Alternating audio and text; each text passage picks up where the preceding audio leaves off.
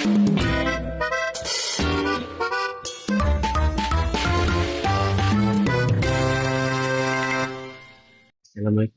warahmatullahi wabarakatuh. Kami dari kelompok 3 mata kuliah leadership program Magister Manajemen UMA yang beranggotakan 10 orang. Pada kesempatan kali ini, kami dari grup 3 ingin mempresentasikan hasil diskusi kami yang bertema emotional intelligence dalam kepemimpinan. Leadership atau kepemimpinan merupakan salah satu aspek penting dalam kehidupan, baik dalam organisasi, dunia kerja, maupun dalam kehidupan sehari-hari. Melalui kegiatan bedah buku ini, kita tidak hanya membaca, tapi juga menggali lebih dalam gagasan, nilai, serta pengalaman yang tertuang dalam buku, sehingga dapat memperkaya wawasan dan membentuk karakter kepemimpinan yang lebih baik. Semoga melalui diskusi yang akan berlangsung, kita semua dapat memperoleh inspirasi, pemahaman baru, serta mampu mengimplementasikan nilai-nilai kepemimpinan yang efektif, bijaksana, dan berintegritas. Pertama, saya akan menjelaskan mengenai konsep kecerdasan emosional atau emotional intelligence. Kecerdasan emosional atau emotional intelligence atau disingkat dengan EI merupakan kemampuan individu dalam mengenali, memahami, mengelola, serta memanfaatkan emosi secara efektif, baik dalam konteks intrapersonal maupun interpersonal. Konsep ini pertama kali dikenalkan secara ilmiah oleh Salovey dan Meyer di tahun 1990 yang menekankan bahwa kecerdasan emosional mencakup kemampuan untuk memantau emosi diri sendiri dan orang lain, membedakan berbagai jenis emosi, serta menggunakan informasi emosional tersebut untuk mengarahkan proses berpikir dan pengambilan keputusan. Selanjutnya, Goleman di tahun 1995 memperluas dan mempopulerkan konsep ini dengan menegaskan bahwa kecerdasan emosional memiliki peran yang lebih signifikan dibandingkan dengan kecerdasan intelektual atau IQ dalam menentukan keberhasilan individu, khususnya dalam konteks sosial dan profesional. Dalam perkembangannya, kecerdasan emosional diklasifikasikan ke dalam dua model utama. Pertama, model ability yang dikembangkan oleh Salovey dan Meyer memandang emotional intelligence sebagai bentuk kemampuan kognitif yang terstruktur dalam 4 cabang utama. Cabang pertama adalah perceiving emotions, yaitu kemampuan mengenali emosi pada diri sendiri dan orang lain. Kedua, using emotions, yakni kemampuan memanfaatkan emosi untuk mendukung proses berpikir dan pemecahan masalah. Ketiga, understanding emotions, yang mencakup kemampuan memahami makna, dinamika, dan perubahan emosi. Keempat, managing emotions, yaitu kemampuan mengelola emosi secara efektif untuk mencapai tujuan adaptif. Kedua, model kompetensi yang dikemukakan oleh Goleman menekankan aspek perilaku dan keterampilan yang dapat dikembangkan dalam kehidupan sehari-hari. Model ini terdiri atas 5 dimensi utama. Pertama, self-awareness atau kesadaran diri, yaitu kemampuan mengenali kondisi emosional diri sendiri secara akurat. Kedua, self-regulation atau pengendalian diri yang berkaitan dengan kemampuan mengelola emosi negatif dan menjaga stabilitas emosi. Ketiga, motivation atau motivasi, yaitu dorongan internal yang mendorong individu untuk mencapai tujuan secara konsisten. Keempat, empathy atau empati, yaitu kemampuan memahami dan merasakan kondisi emosional orang lain. Kelima, social skills atau keterampilan sosial yang mencerminkan kemampuan membangun hubungan interpersonal yang efektif dan harmonis.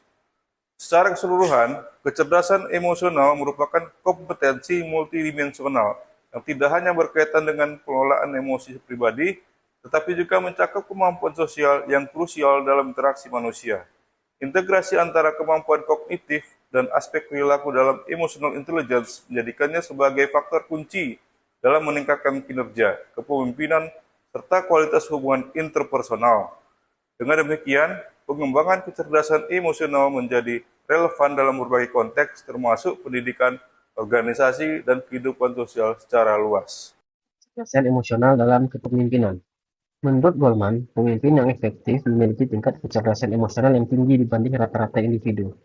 Kecerdasan emosional sangat penting dalam kepemimpinan, yaitu 1. Dapat membantu pengambilan keputusan yang bijaksana. 2. Mengurangi konflik organisasi.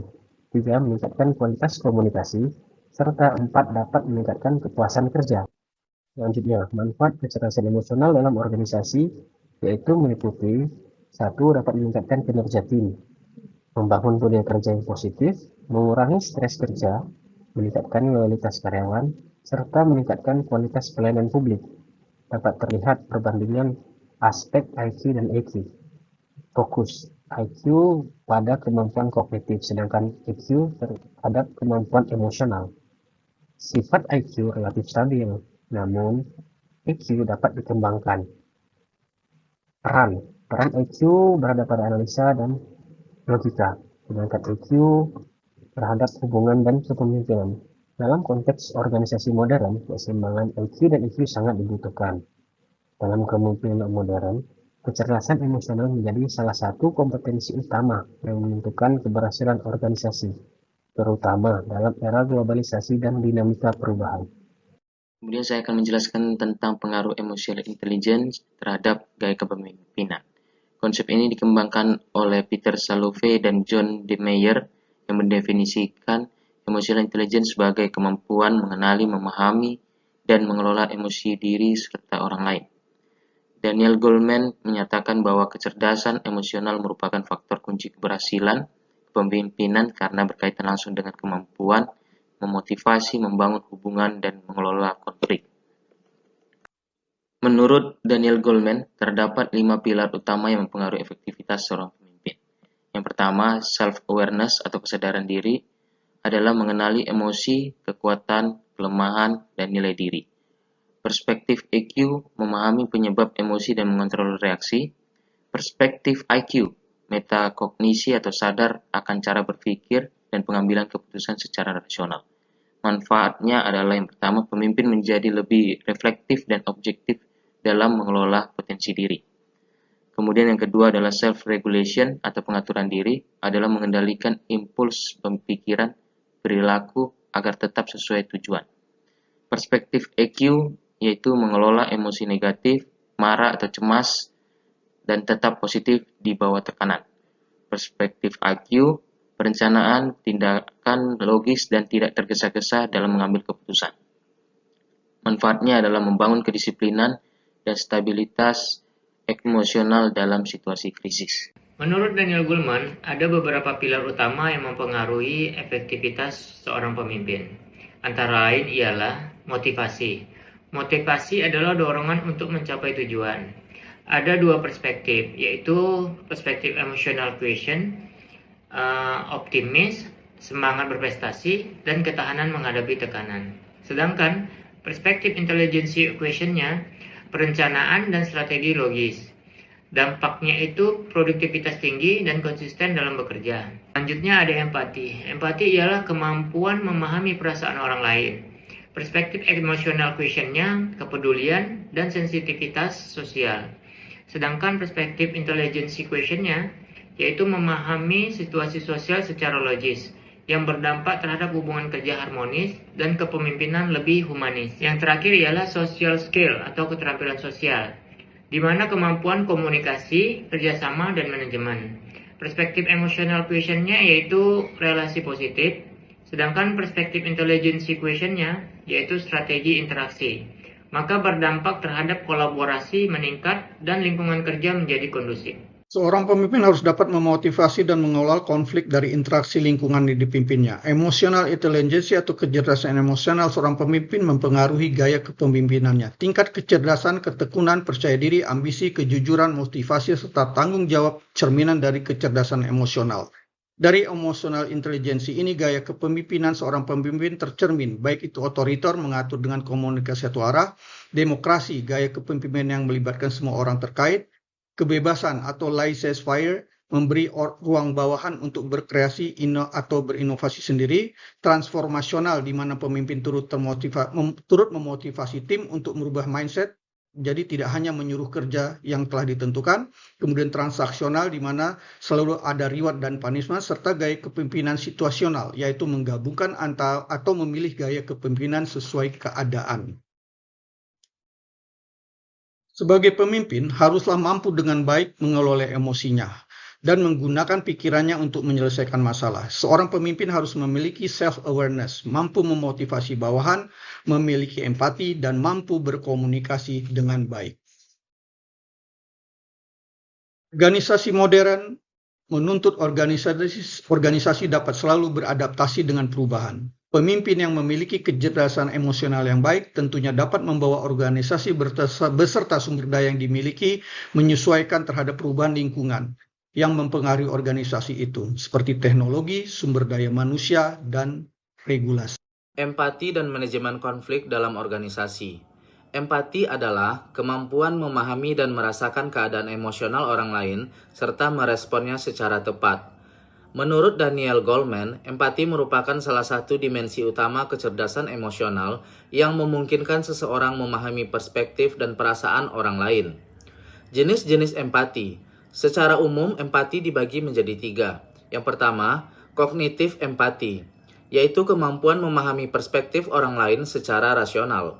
Kognitif empati merupakan kemampuan untuk memahami pikiran, perspektif, dan alasan emosional orang lain tanpa harus merasakan emosi tersebut secara langsung.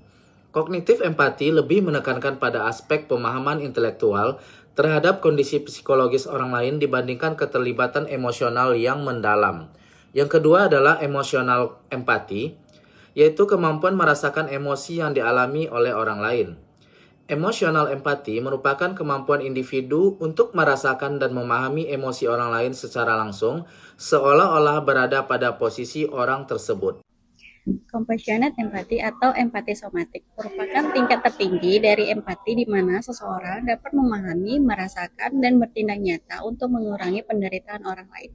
Adapun konsep manajemen konflik dengan empati, yang pertama yaitu aktif mendengarkan untuk memahami bukan sekedar merespon. Yang kedua, pengambilan perspektif, melihat dari sudut pandang pihak lain. Yang ketiga, validasi perasaan, yaitu menghormati dan mengakui emosi orang lain tanpa meremehkan.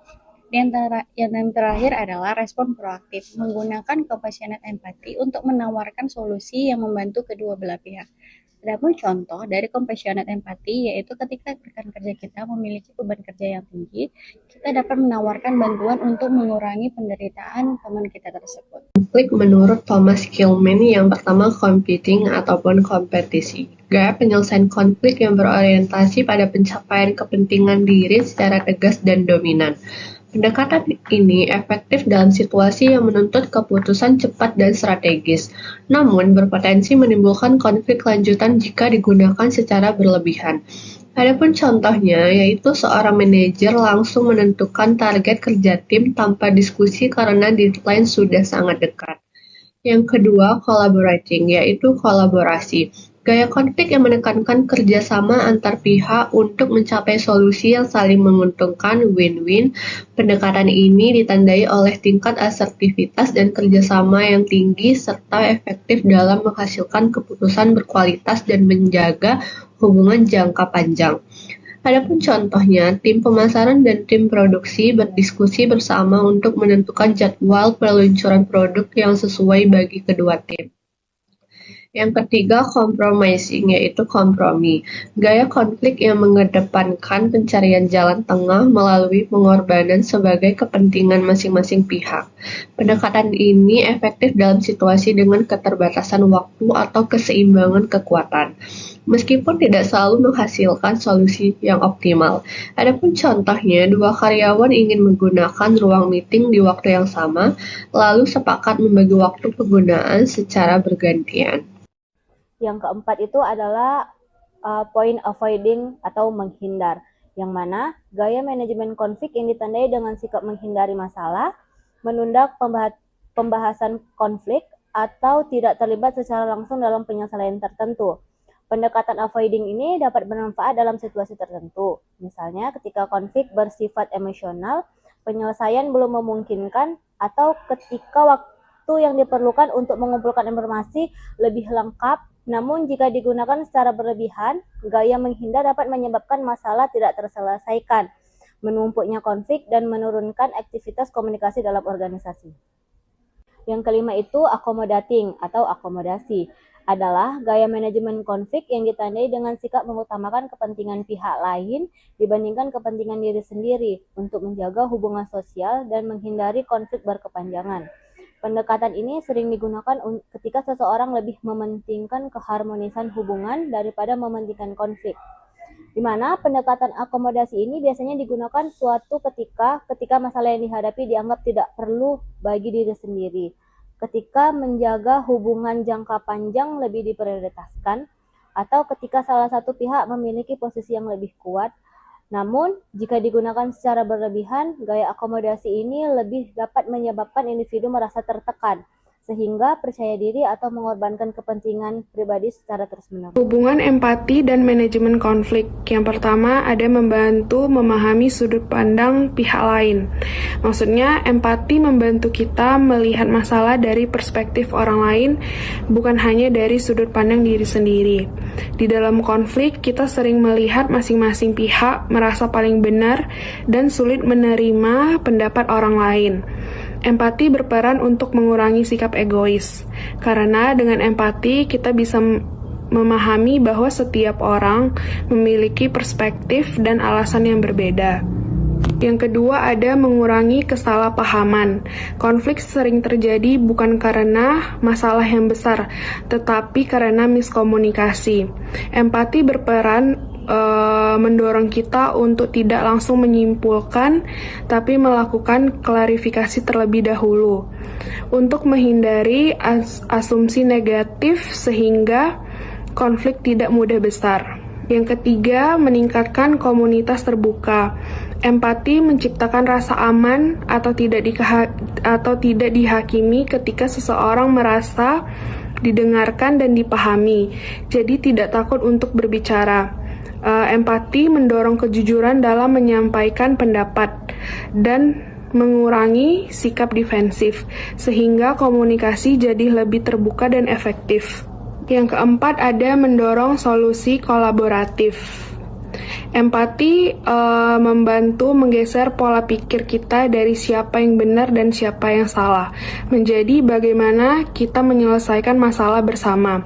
Dengan memahami kebutuhan kedua belah pihak, solusi yang dihasilkan cenderung lebih adil dan menguntungkan semua pihak. Peran empati dalam kepemimpinan dan organisasi. Yang pertama, empati meningkatkan kualitas hubungan kerja. Empati membantu kita memahami perasaan dan kebutuhan orang lain. Ketika seseorang merasa didengar dan dihargai, maka hubungan kerja menjadi lebih baik. Hal ini juga meningkatkan kepercayaan dan membuat kerjasama tim menjadi lebih efektif. Yang kedua, mengurangi stres dan ketegangan tim. Empati membantu pemimpin memahami kondisi emosional karyawan. Dengan pemahaman tersebut, pemimpin dapat memberikan dukungan yang tepat, sehingga kinerja dan hubungan kerja menjadi lebih baik. Yang ketiga, meningkatkan kepuasan kerja. Ketika karyawan merasa dipahami dan dihargai, mereka akan lebih puas dengan pekerjaannya. Empati dari pemimpin membuat karyawan lebih semangat dan loyal terhadap organisasi. Yang terakhir, mendukung terciptanya budaya organisasi yang harmonis. Dengan adanya rasa saling menghargai dan komunikasi yang lebih baik, konflik dalam organisasi dapat diminimalisir. Jikapun terjadi konflik, penyelesaian akan lebih mudah karena adanya saling pengertian. Implikasi dalam era globalisasi. Yang pertama, empati membantu memahami perbedaan budaya. Dalam era globalisasi, organisasi terdiri dari berbagai latar belakang budaya yang berbeda.